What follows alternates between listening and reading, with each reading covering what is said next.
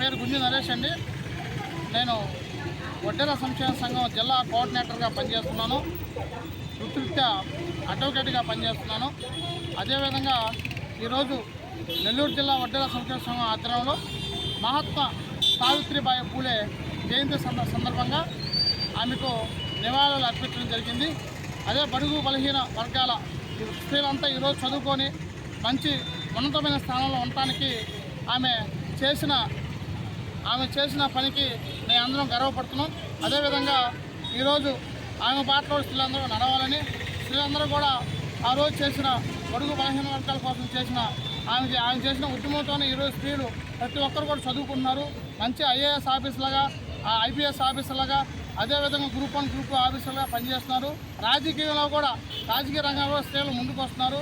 ఆ రోజు ఆమె చేసిన పుణ్యం వల్ల ఈరోజు స్త్రీలందరూ కూడా ఒక మంచి గౌరవంతో బతుకుతున్నారు. మేమందరం కూడా ఆయన బాటలో నడుస్తామని, బడుగు బలహీన వర్గాలందరూ కూడా ఆమె నడుస్తామని కోరుకుంటూ ఆమె జయంతి వేడుకలు ఘనంగా జరపడానికి మేము అందరం గర్వపడుతున్నాం.